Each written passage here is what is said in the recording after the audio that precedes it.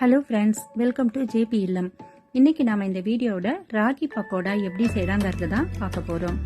இந்த வீடியோவை முழுசா பார்த்துட்டு உங்களுக்கு பிடிச்சிருந்ததுன்னா சப்ஸ்கிரைப் பண்ணுங்க.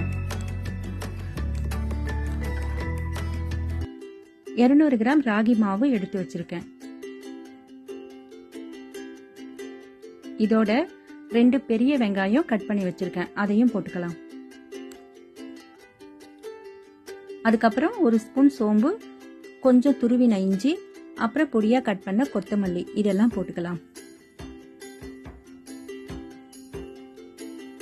நான் காரத்துக்கு மிளகாத்தூள் போட்டிருக்கேன், வேணும்னா நீங்க பச்சை மிளகாய் கூட கட் பண்ணி போட்டுக்கலாம். அதுக்கப்புறம் 1/2 ஸ்பூன் பெருங்காயத்தூள், அப்புறம் பக்கோடாவுக்கு தேவையான அளவுக்கு உப்பு, இது எல்லாத்தையும் போட்டுட்டு நல்லா கலந்து விட்டுக்கலாம். அதுக்கப்புறம் கொஞ்சம் கொஞ்சமா தண்ணி ஊத்தி சப்பாத்தி மாவு பதத்துக்கு பிசைஞ்சு வச்சுக்கலாம்.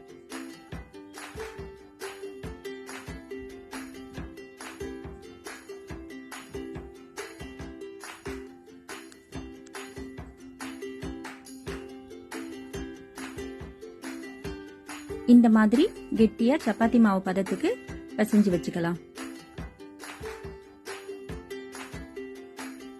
அதுக்கப்புறம் ஸ்டவ் ஆன் பண்ணிட்டு ஒரு கடாயை அடுப்புல வச்சு எண்ணெய் ஊத்தி சூடு பண்ணிக்கலாம். எண்ணெய் சூடானதுக்கு அப்புறமா நம்ம பிசைஞ்சு வச்சிருக்கிற மாவு எடுத்து கொஞ்சம் கொஞ்சமா பக்கோடா மாதிரி உதிர்த்து விட்டுக்கலாம்.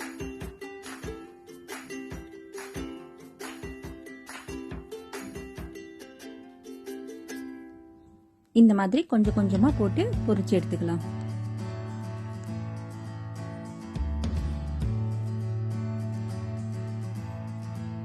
நான் ராகி மாவுல களி எப்படி செய்யலான்னு ஒரு வீடியோ போட்டிருக்கேன், அதோட லிங்க் நான் டிஸ்கிரிப்ஷன் பாக்ஸ்ல கொடுக்கறேன், நீங்க கண்டிப்பா பாருங்க.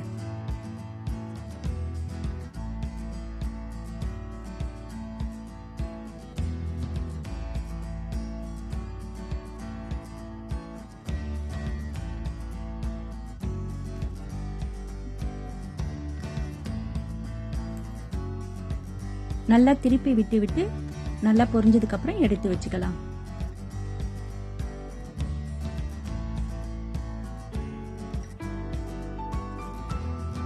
இந்த பக்கோடா மொறுமொறுன்னு சாப்பிடுறதுக்கு ரொம்ப நல்லா இருக்கும். இதே மாதிரியே நம்ம பிசைஞ்சு வச்சிருக்க மாவு எல்லாத்தையுமே கொஞ்சம் கொஞ்சமா போட்டு பொரிச்சு எடுத்துக்கலாம்.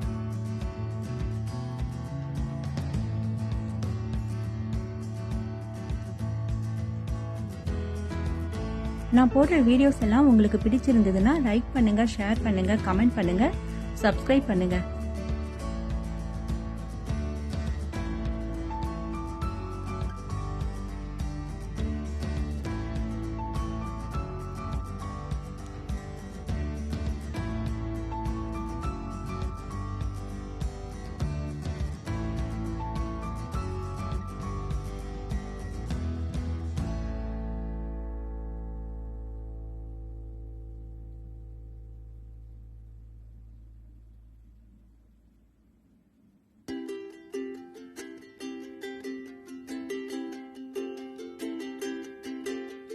இப்போ நம்மோட ராகி பக்கோடா ரெடி ஆயிடுச்சு.